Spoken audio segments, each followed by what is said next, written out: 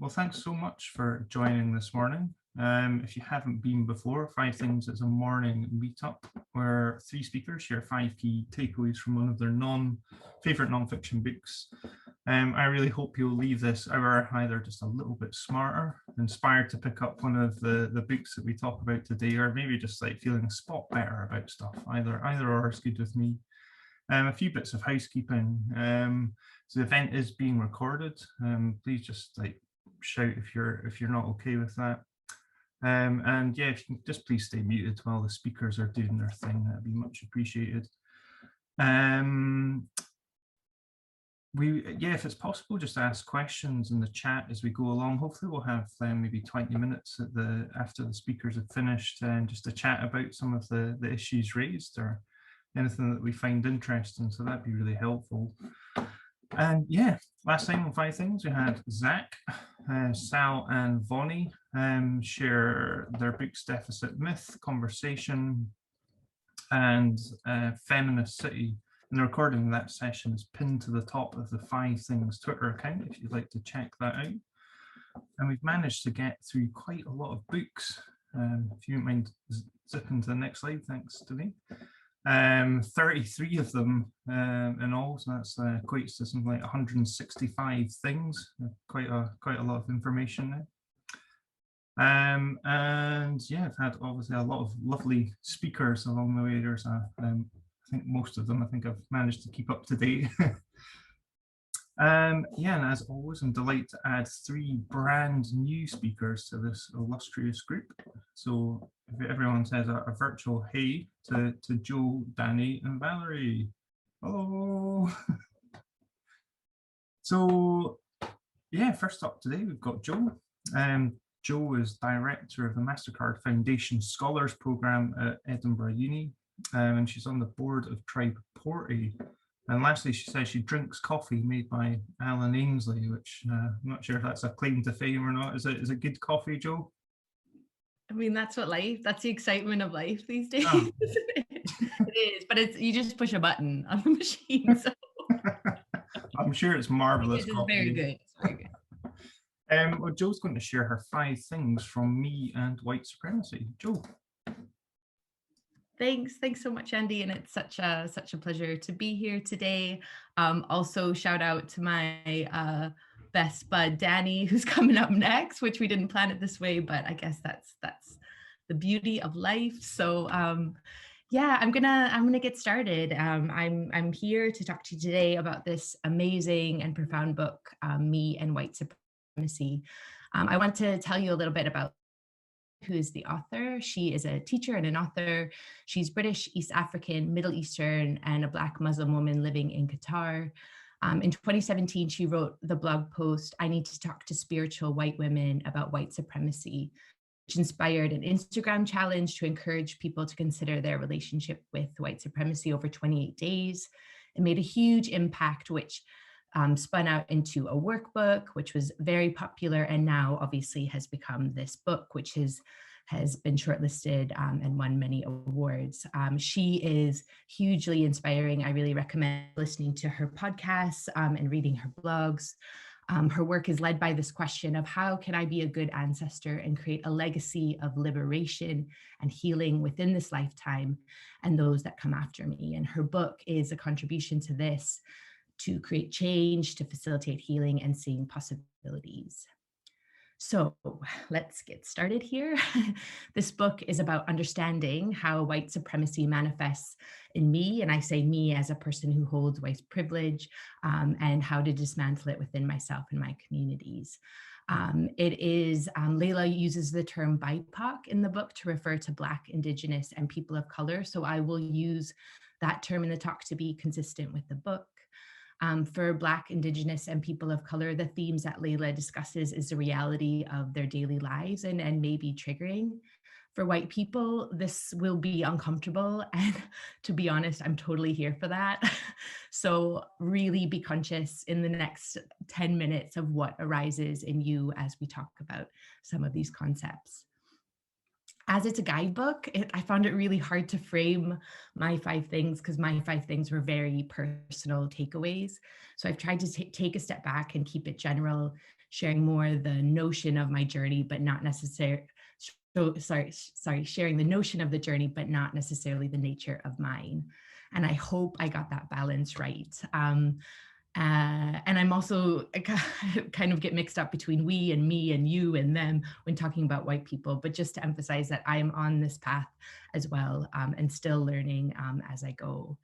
So my intention for talking about this book today is a kind of call to action for those that hold white privilege to start this work and to see this book as a really, really amazing resource. So the book is framed around 28 days. It's sequential in how Layla builds literacy around the key themes of white supremacy, what she calls the meat of racism, such as anti-Blackness, colorblindness, tokenism, and she moves into allyship and influencing, and finishing up around values and commitments. She introduces each section and then has prompts to allow the reader to reflect on how this manifests in every area of their lives. In her original blog post that she wrote in 2017, she talked about how white supremacy is talking about the shadow. And when we go into the shadow, that we must go wisely. I really feel that this structure holds you and gives you stability while everything inside you may shift. So to move into our first, into my first takeaway, is around this concept of the good ones and the bad ones. So when I think about white supremacy, when others think about white supremacy, we conjure up images of far-right extremists and neo-Nazis. It's blatant, it's extreme, bad people, bad Trump supporters believing that white people are superior over others. And Layla talks about how dangerous this is, making white supremacy sound fringe and that it doesn't apply to me. Racist people equals bad people. Not racist people equals good people. As Layla says, I want to be a good person, so I cannot associate with racism. For white people, it is a system that we are born into, whether you have known it or not. It is a system that has granted white people earned privileges, protection, and power. To be seen as good is actually a barrier to our anti-racist work. So where do you even start untangling a system you are swimming in and rewards you for remaining unaware or asleep, as Layla calls it, asleep about your power? And it's really hard to know how to unwrap the subtle and overt ways that white supremacy exists in ourselves and in our communities. And I found this book a really great place to start. So my next takeaway is around intention. I did this book in a book circle, and one of the first messages of this was, you will not get ally cookies. And I think this is really, really important. As a white person, you will not be celebrated for this work, but it is our work to do. So we are the sole beneficiaries of this oppressive system that we have been conditioned into. Do not ask BIPOC to educate you or validate you. They have held on to this emotional trauma for long enough. But Layla frames it in a way that it's not about shame or self-loathing or further centering our feelings as white people. It is about truth. It is about a truth that we can do something about. I found this hugely liberating, this idea that I will get this wrong, that you will make mistakes, and that is expected. We are unlearning a lot, and it's a practice. I found that Layla's provocations allowed me to understand how white supremacy manifests in those moments and in those reactions as well. So while there'll be no cookies, Layla says the reward is living our values that make a world a better place. So my third takeaway is the importance of seeing and understanding to dismantle and challenge. So Layla helps the reader reflect more about concepts such as white fragility, tone policing, color blindness, and white centering to gain clarity on how these show up in our lives. And I really recommend, there were particular concepts that really stuck with me, but I'm not going into them here, but I just read the book. So anyway, her book helped me understand the interlocked and interconnected sticky web, as she calls it, of white supremacy. And I think this is really, really crucial to understand the themes and patterns of white supremacy and having a language to talk about, to see them in others and ourselves and our communities, and to name them. And it allows us to understand and use that to influence and change, and kind of take power back over that. So my fourth takeaway is around this deeper understanding of allyship. And I don't know about you, but from last year and the Black Lives Matter movement, there's a lot of talk about allyship. And I think her kind of deep dive into this area is really, really important for white people to spend time on. So allyship is about taking the struggle as your own, standing up when you feel scared, and acknowledging that while you feel pain, it is not about us. And while it's urgent, it's not a social media post, it's a lifelong practice. Layla uncovers some of the problematic ways that people show up around allyship, sometimes with the best intentions. It could be white silence or white saviorism, and she calls it optical allyship, but I think others have called it performative allyship as well. And they're all about good intentions, but actually they're techniques to preserve ourselves, and they actually perpetuate the racist system that we are conditioned in. So by leaving that conversation about racism, getting angry, defensive, crying, believe you're being shamed, these are all ways that white fragility prevent us from being allies and doing this really important work. So my last takeaway is I just think really powerful, and something that I always went back to on those days where I'm like, I cannot, this is hard. And I think it's about the necessity and the grit of this work, but more so the beauty that lies on the other side. I love how Layla says this: you must roll up your sleeves and get down into the ugly, fertile dirt. She frames this through relationships and values and commitments within the book. And there's something, as I said, that I kept going back to in this work. This gritty anti-racist work is actually about abundance. It's about social justice. It's about a world that is fair, safe, and designed for everybody's humanity. And I think love is woven throughout this book. This work is about love. And if your values include love and justice, integrity, and equity, then this work is non-negotiable. So last slide. This is so whirlwind, and I think 5 things isn't enough to do justice to this really important thing. But I wanted you to feel uncomfortable if you are a white person, and feel inspired to read this book. And there are other concepts that I would have loved to spend more time on, such as white feminism, and happy to follow up if things came up for people today and I want to know how to use the book. I really recommend reading this book with others. I did it in a book group, and I think some of my my pals from that group are here today, which is awesome, because it holds you to account, and was with people and people I work with as well, so we can have that shared language in the workplace and move from a personal shift to a systematic one. And Layla offers a useful way to frame this using the circle way method, and that's outlined in the book. So I want to end with Layla's words, circling back to this intention of this call to action. So I'll finish up with, so she says, I invite you not to run away from the pain, but allow it to break you open. Doing the inner work and going into the truth blasts away all the lies and games, giving you a real opportunity to create change. There's no clean, comfortable, convenient way to dismantle a violent system of oppression. The choice is yours, and the moment is now. So thank you. Oh, thanks, Jo. That's what's happening in everyone's head just now. That's such a powerful talk. Thanks so much for sharing that, Jo. Please, if you have any questions for Jo, please put them in the chat just now. Well, we'll move straight on. And next up, we have Dani.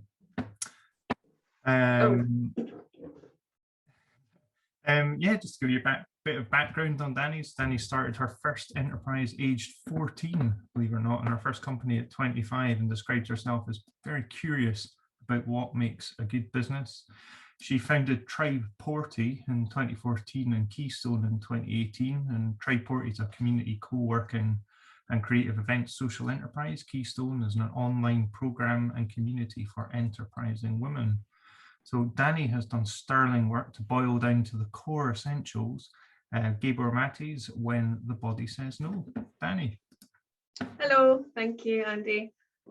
I'm just gonna say I'm not a doctor. And I don't know some of these big words all that well, so just, bear with me. Although I have really loved this book, so I have given it lots of thought. So yes, When the Body Says No by Gabor Mate, The Cost of Hidden Stress.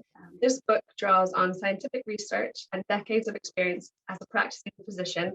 Dr. Mate explores the cost of hidden stress. When the Body Says No combines the latest findings of modern science with the compelling stories of many patients, ordinary people, and famous. The book has been greeted with both support and controversy in the medical community. Mostly, this book promotes learning and healing, providing transformative insights into how disease can be the body's way of saying no to what the mind cannot or will not acknowledge. Right, so first point, I'll kind of get into why I personally like this book. There's some small anecdotes of personal stories of myself because I was trying to make it a little bit relevant. So my first point, certain illnesses are associated with particular personality types. This kind of blew my mind a little bit.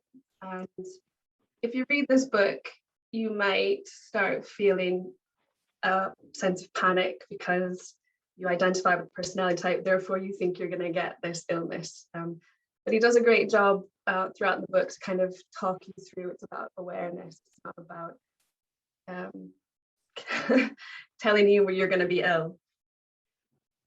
So this aspect of the book was illustrated through examples of real life stories and intimate interviews with dozens of people who have lived, died, and sometimes overcame chronic illness.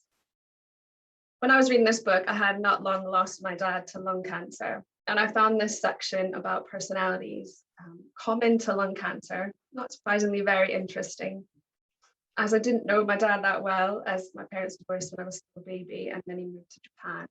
It helped me put some of the pieces together, or at least make sense of him.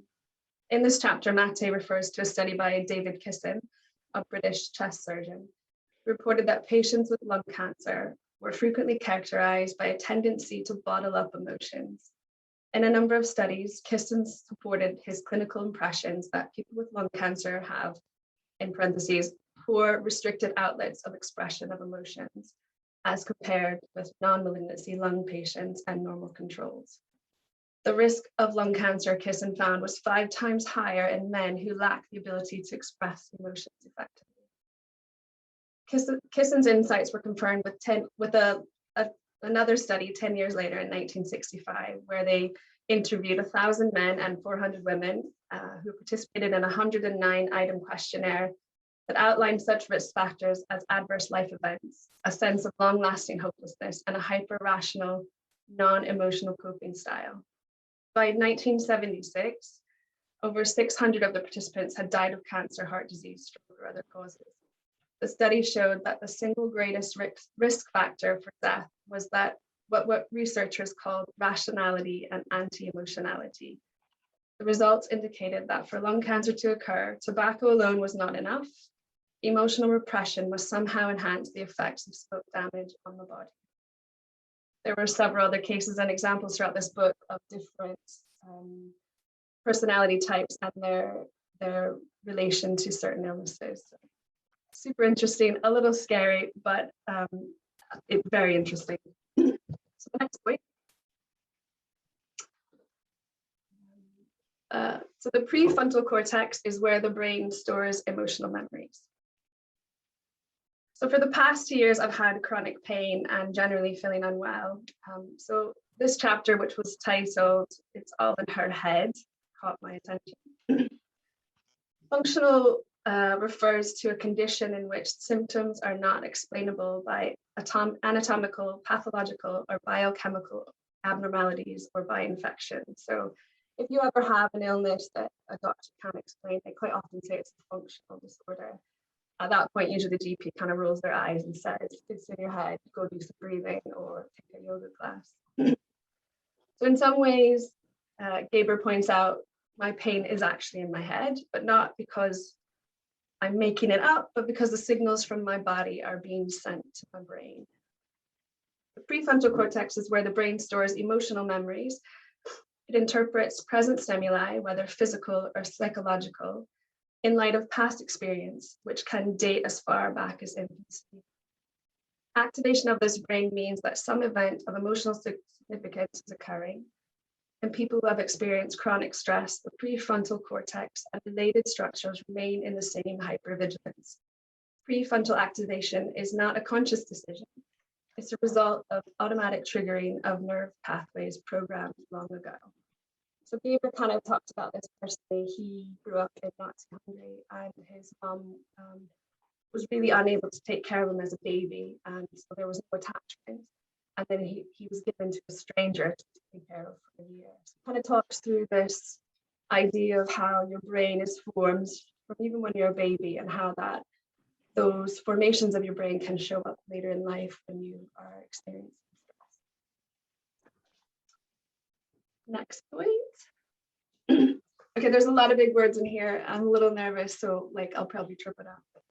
Modern medical science often tries to reassure us that our minds and bodies are totally separate, when in reality, they're deeply interconnected. I think, just on a personal note, I think we are coming to terms with this concept, although if you have my GP, they haven't arrived at this junction yet. And if you see a specialist, they're very specialized in their area and they don't seem to join things up very well. I love the way he talks about something that he calls P&I, which is psychoneuroimmunology. So this is the study of the interaction between psychological processes and the nervous and immune systems of the human body. P&I takes an interdisciplinary approach, incorporating psychology, neuroscience, immunology, sociology, genetics, pharmacology, molecular biology, psychiatry, behavioral medicine, infectious disease, endocrinology, and rheumatology. There's a lot of elements there. The main interest of P&I are the interactions between the nervous and the immune systems and the relationship between mental processes and health. P&I studies, among other things, the psychological functioning of neuroimmune systems in health and disease. The brain, nervous system, immune organs, and the immune cells and the endocrine glands are joined together through several pathways. The combined task of the P&I system is to enable it to recognize potential threats from within or without, and to respond with behaviors and biochemical changes coordinated to maximize safety at minimal cost. So really, our body is hugely connected and intricate, and a thought can actually change your biochemical makeup within your body. And I'll go through this a little bit further later on. I hope that's making sense. I feel like I'm just talking at my little square. My next point. Stress occurs in the absence of capacity to feel our emotions and the ability to express our emotions effectively. I did, like I said, feel a little bit overwhelmed and panicked at the potential danger or damage I was doing to myself or my children, raising them. But Mate goes on, does a good job of reassuring us it's not about the blame, but it is about the awareness. So he explains how stress is complicated, and it cascades a physical and biochemical response to powerful emotional stimuli. Physiologically, emotions are themselves electrical, chemical, and hormonal discharges of the human nervous system. So they aren't just a feeling, they are actually physical, biochemical changes within our nervous system, which I think I kind of knew, but I've never read that in that way before this book. Emotions influence and are influenced by the functioning of major organs. the integrity of our immune defenses, and the workings of the many circulatory biological substances that help govern the body's physical state. I like what he goes on about emotions. When they're repressed, you can actually damage your body, because what it does is it disarms the body's defenses against illnesses. Repression, which is dissociating emotions from awareness and regulating them into the unconscious realm, disorganizes and confuses our physiological defenses, so that in some people these defenses go awry, becoming the destroyers of health rather than its protectors. So not only you're not doing your body justice, you're actually potentially damaging your body by repressing your emotions. So shoving your emotions down or away is actually genuinely bad for your health. Science proves that emotions are important, and knowing how to be aware of them, understand where they come from, and process them is vital for good health. So that was my big takeaway for 4. And my last big takeaway, few of us reach adult age with anything close to full emotional competence. This is just to make you feel really good. Go back up.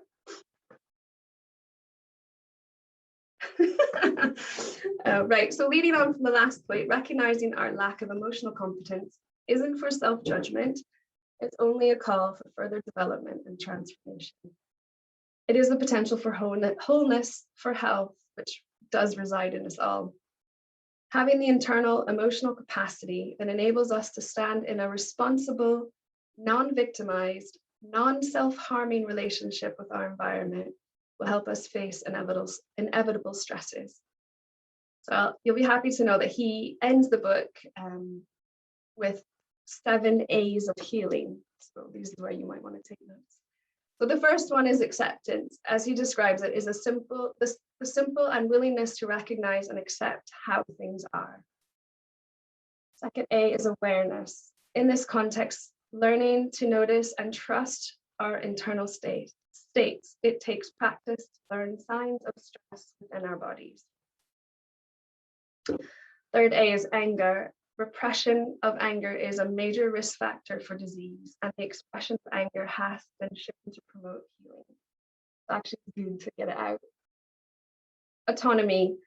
Illness not only has a history, but also tells a story. It's a culmination of lifelong history of struggle for self-autonomy, is the development of that internal center for control.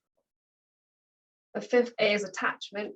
This is our connection with the world. Seeking connection is a necessity for healing. 6 is assertion. This is the declaration to ourselves and to the world. We are, and we are who we are. And the 7th one is affirmation. Mate identifies 2 basic values that can assist us to heal and remain whole if we honor them. First value is our creative self, and the second is of the universe itself and our connection with all that is. That's it.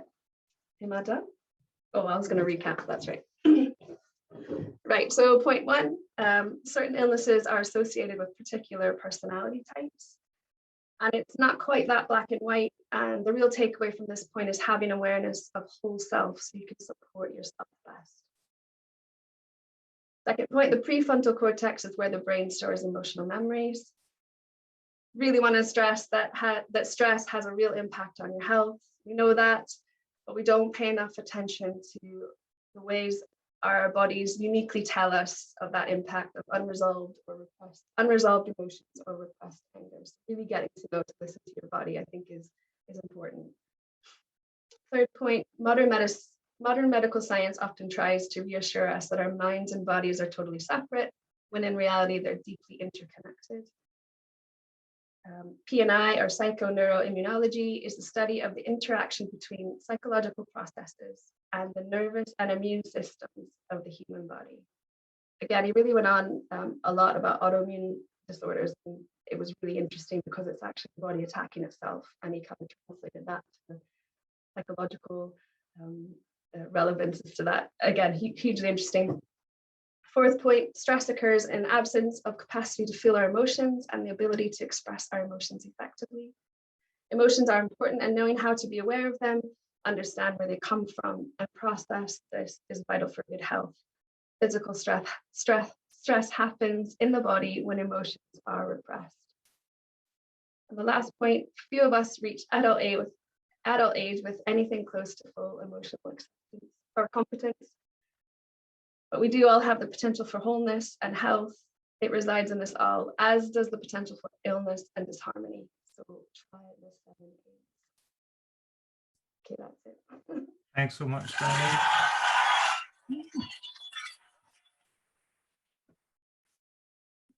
Thank you. The link between personality and illness kind of blew my mind, something I haven't thought about in anywhere before. So thanks so much for sharing that.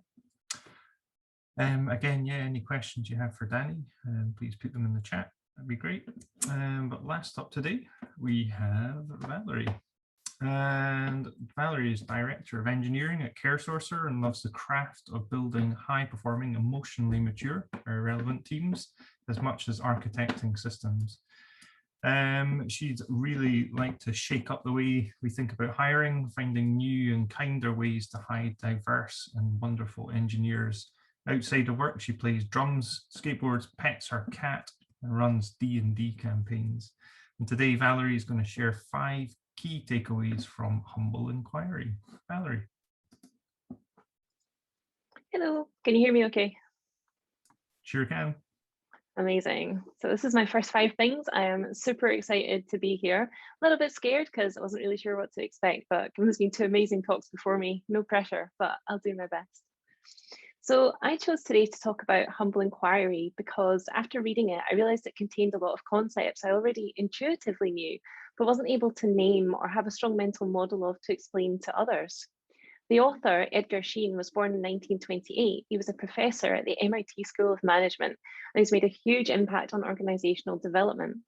His other book, Helping, is also amazing and worth a read, and I just love his work because it really focuses on the human aspect of leadership, something I think really gets forgotten in a lot of modern talks on leadership. I've been working in tech for 15 years, and in the last 2 years, I've been in a leadership position in a startup.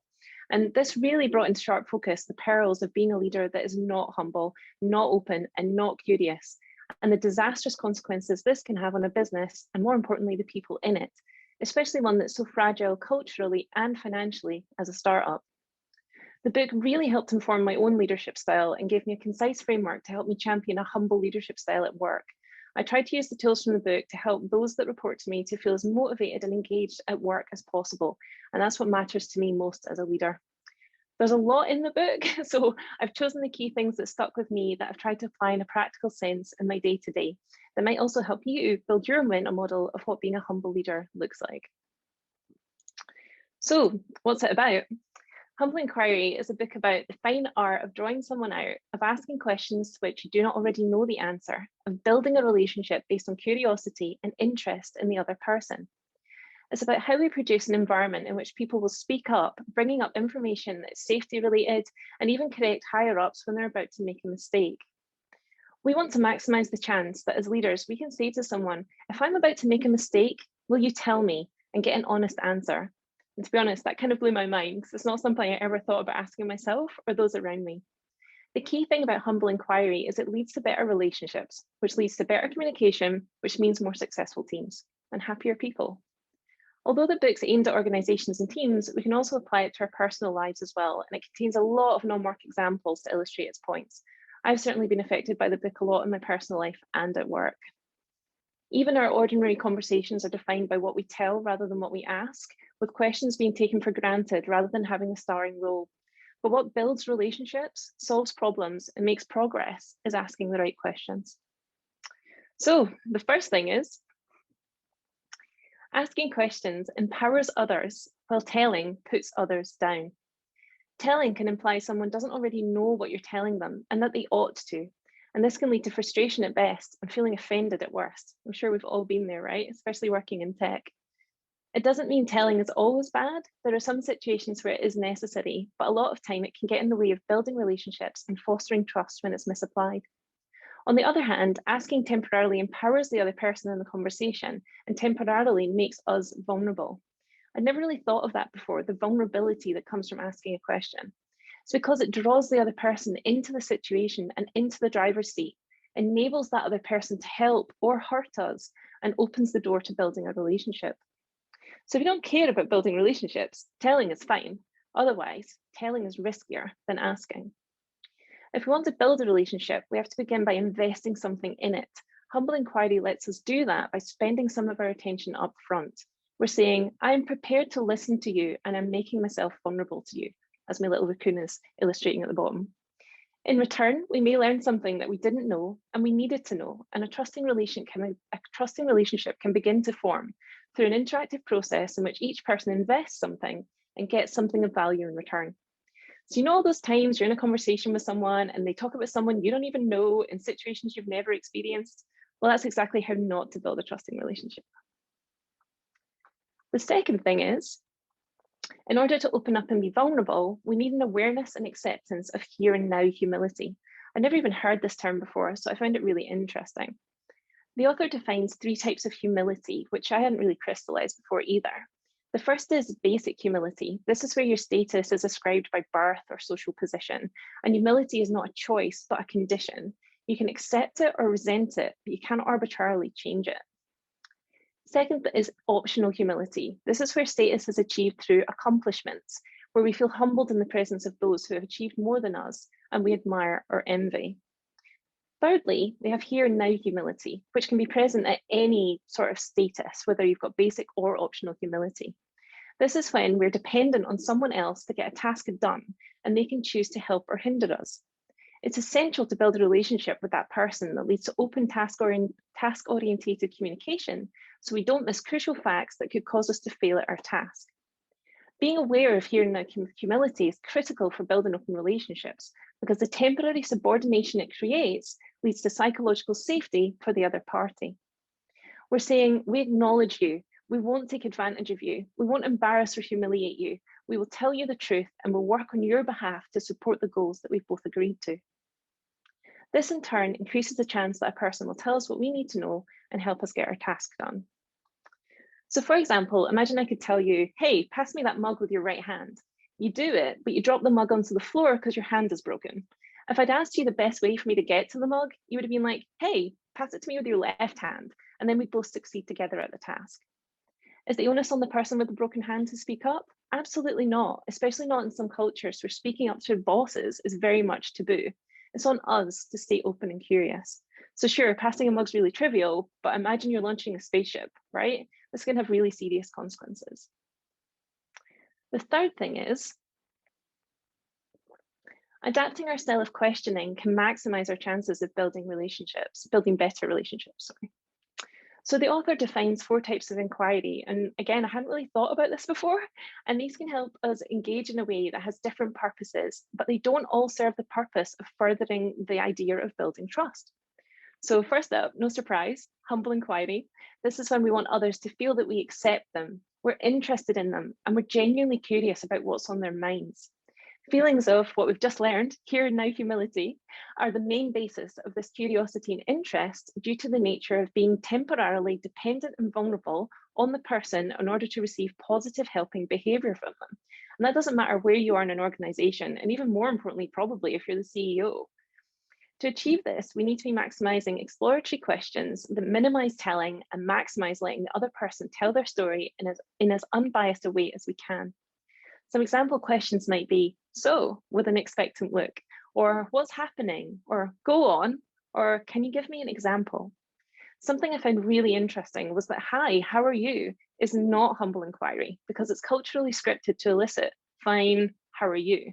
Not a good way to build trust with someone or get what you want from them. Second, we've got diagnostic inquiry. This is very common as an engineer. This is one of the most common deviations that happen when we get curious about a particular thing that someone is telling us and we choose to focus on it. We maybe unwittingly take charge of the direction of a conversation by asking a further question instead of answering the original question. So imagine someone asks you how to get to Princess Street Gardens. Instead of saying, hey, where are you trying to get to? Which would be humble inquiry. We say, why are you trying to get there? So we've indulged your curiosity in an unhelpful way. Other ways we might undertake diagnostic inquiry is saying, how did you feel about that? Why did that happen? Thirdly, confrontational inquiry happens when we insert our own ideas, but in the form of a question.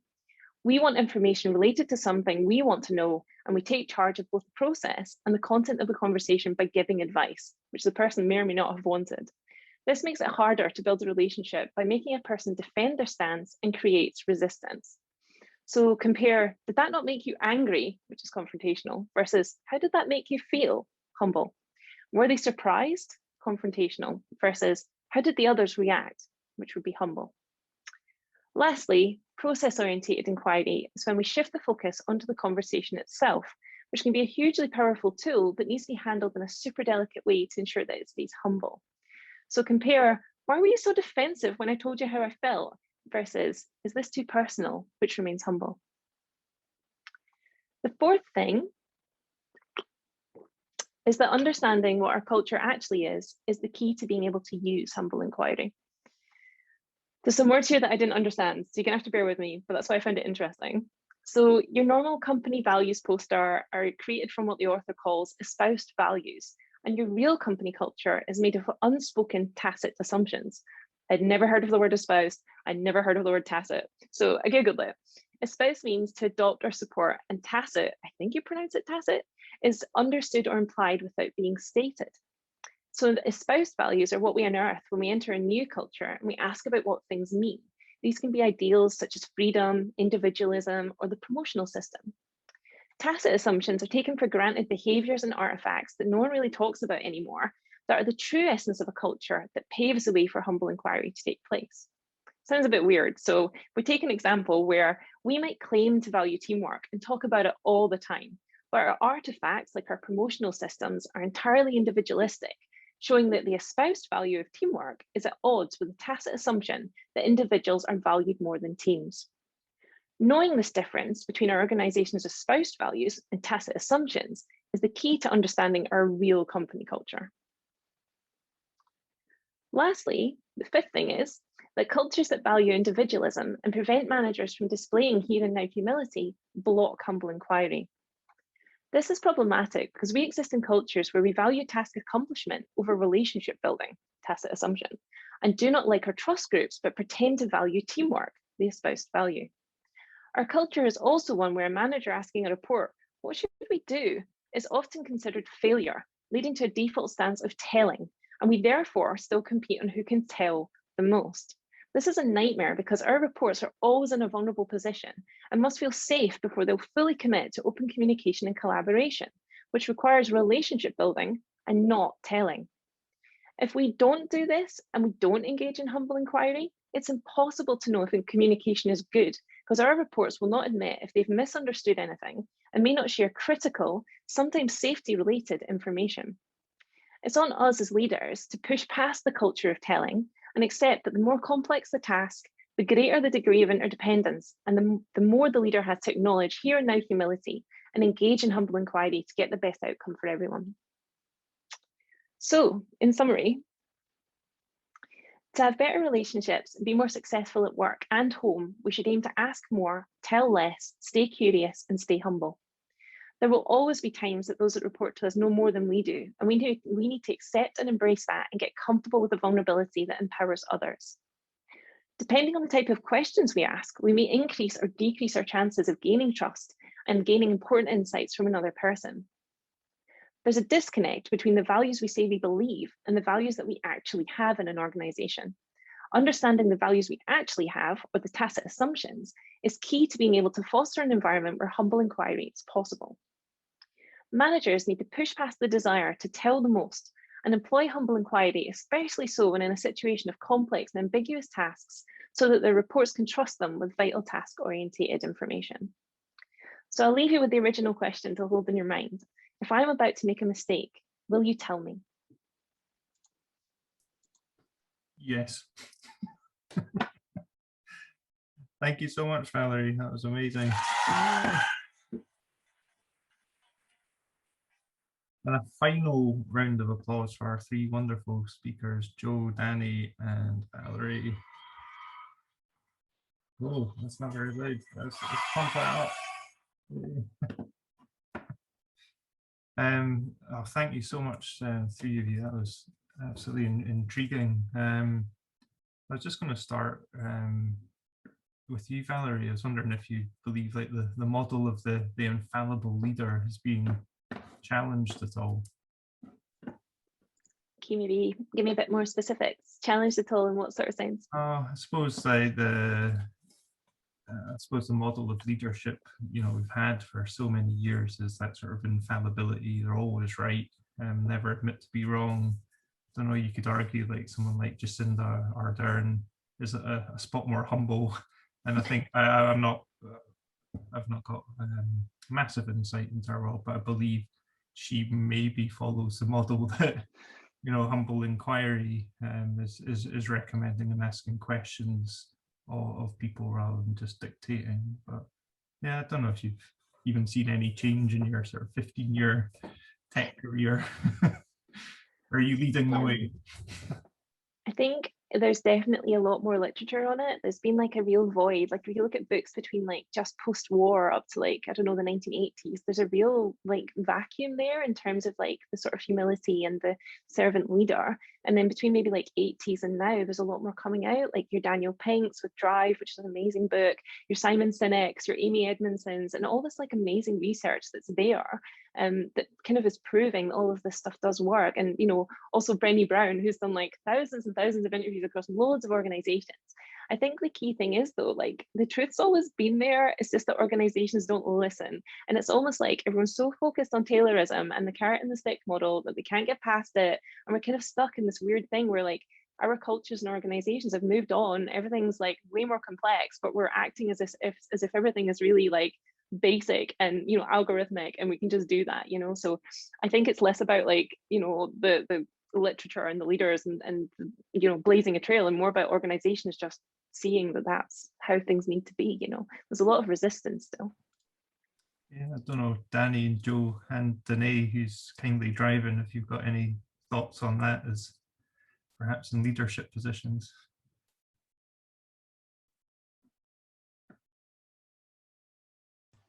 I have so many thoughts on it. Well, give us one, Danae. It's just I just read that, just resonated so much for me, and I haven't heard of this book, and I'm just going to go and read it immediately because yeah, especially the link that you made between this style of leadership and the psychological safety that you really have to have in order to build an effective, high-performing organization. It's we're so, as you say, we're so stuck in this Taylor view, this like factory view of what organizations should be like, and we're just killing the creativity that we have to succeed. And yeah, just a big excited thumbs up from me. Yeah, I have this book. I haven't actually read it through. I do steal quotes from it all the time because there's really some really good nuggets in it about. I love the idea of asking questions. I think as a leader, and I certainly as a kind of type of leader that feels like they have to know all the answers, it's like so uncomfortable, and that's not your natural go-to if you've thought that you need to have all the answers for everybody. But it's such a better way, and hopefully it is becoming more popular, because I think organizations and people will benefit hugely kind of with this transition. Yeah, just to add on that, I think that really resonates with me as well. And as like working in a big institution that's like quite emotional, but like doesn't want to admit that it's very emotional, I feel like, but it's trying to respond to that through kind of an archaic view of leadership and not like this kind of personhood approach. I think it's really, really powerful. So I definitely need to read this because I feel like I will have it in my back pocket most days. So thank you so much for sharing. It was really interesting how there was like themes overlapping between all of our talks, actually. Well done, Andy. It's totally intentional, of course. There's a real link between me and white supremacy and this concept of humility as well. Like that, like you really have to enter into that anti-racism work with that humility and with that kind of openness. And yeah, I think there's a real link between like the mindset shift for that kind of work. it's really interesting. I wonder if there's anything you'd add to that, Joanna. That's exactly what I was thinking, and I was also thinking about the gender nature of it as well, if that plays a role. Dani, that was a question I have for you, and maybe for Valerie as well, if that came up in the book. But I think what Layla really asserts too is that kind of like breaking you down, you know, and being aware of the system and how we're conditioned, and providing a new way to approach it. So I think the humble inquiry is a way to kind of approach how we need to work together in our organization. So no, absolutely, Danae.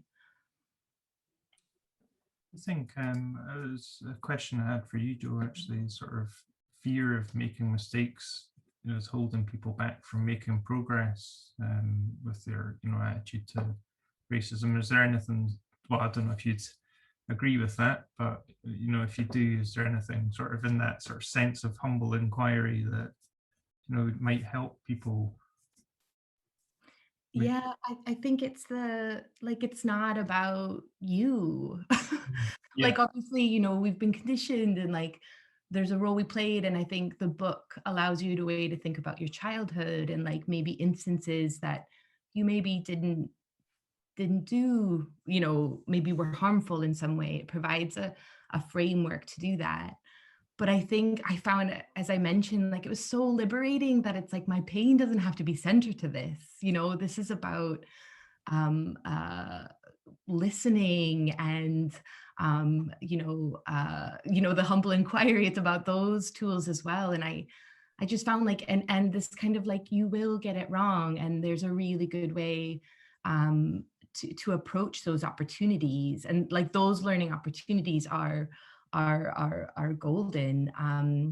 So is it Robin DiAngelo that did the White Fragility book? There's this amazing interview, and she talks about an instance where she's called out by a colleague. Her response is golden, because she is just like I see how I perpetuated racism, and I will do better, you know. And it's like as simple as that. It's not crying or, you know, my pain, or you're bullying me, or I'm so sorry, you know. I mean, obviously there's a sense of that, but I think that's just really important, and for me personally found that quite liberating, to like start over. And again, like it's about the fertile dirt. You know. It's a lovely way to see it. I think, yeah, what you said, it's not about you as well. You can get over your ego. Like you your don't ego. have to use your ego anymore. Like your ego Exactly. doesn't serve you or anybody. So just let it go, and it's wonderful. Always the pesky thing that gets in the way, isn't it? That pesky ego. Dani, I was listening to a podcast actually with Gabor Mate the other day, and he said something that kind of blew my mind. He said the origin of the word health is wholeness. So like, you know, the terms we use like mental health or physical health don't really make any sense. Yeah. In that sense, I don't know if there's anything in the book, or you have any insight, you know, why we've come to this sort of place where we've separated physical and mental health and don't see it as a holistic system. Yeah, he does go into that a bit. I can't quite remember how he phrased it, but a lot of it is to do with medicine and how we've come about approaching treating ailments. So I think in our own ignorant, cumbersome ways, we've figured out how we can do one thing and then another thing and then another thing, and we've gotten so far away from the whole self. And you'll see that obviously with Eastern practices. And, you know, it's funny now, a lot of us are coming back to those kind of ways of thinking. And also it's about being conscious and how we live in the unconscious so much as well. You know, a lot of people, if you ask yourself right now, are you comfortable? There'll be quite a few of you that haven't paid attention that you're not comfortable, and you haven't adjusted yourself to be more comfortable because you're engrossed in doing something else. So I don't think we really approach our whole self most of the time. And it does, it takes work, and it's not always comfortable. And sometimes it is easier to be like, I just don't want to think about that. But we've been doing it for a long time, and I think we really are doing a disservice to ourselves. And that's why we're really unhealthy. I mean, so many people are not well, and you can't say otherwise. I just think it's, yeah. It's not. It's just assume you might find it frustrating that this isn't the more sort of common approach. Yeah, it is, but it's hard. So I kind of get it as well. And there's no easy. I think someone asked in the chat about, are there tips or something if you're stressed, if you're inclined to be stressed or anxious, what can you do? And it's just, I wish there was a simple answer, but this is really about peeling layers of unconsciousness back and really tuning into like, all right, I can feel that in my body. I mean, I don't know how many people even do body scans or like aware or breathing into other parts of their body or even taking a full breath. I mean, there's so much to do. It's a lot of work. I think it's worth it, but it's just not an easy answer. Well, I was thinking about actually tying them together as well a little bit, because I think Mate's doing a new book around kind of health in the modern world. And it talks about the kind of prevalence of hypertension in Black men.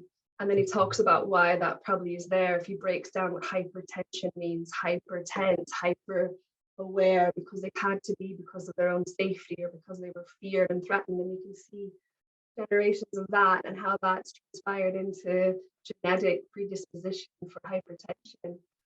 So, you know, the stuff is like deep rooted and intergenerational and on cellular levels. He's a very inspiring chap. Yeah, so we chatted before. He made me aware of a therapy called internal family systems, which has massively intrigued me. So I'm going to research that today. Yeah, it's good. Unfortunately, we have to finish up there. It's nearly 9 o'clock. We've likely all got other commitments to move on to. But yeah, final round of applause for our three wonderful speakers and Dani for helping out Drive today. Thanks, Dani and Andy. I really enjoyed today. That was great. So hopefully the promises laid out at the start, either was you leave this session smarter, or you're inspired to read a book. One of the books that we talked about, or just had a good jolly old time. Either or is great. So hopefully that happened for you. But yeah, we'll finish up there. We'll be back, or we'll be back. I'll be back. 5Things will be back next month. Yeah, if you want to sort of stay in touch with 5Things, we're on Twitter and Instagram and whatnot, or I'll likely spam you with email. But yeah, have a great Wednesday. It's lovely and sunny, and catch you next month.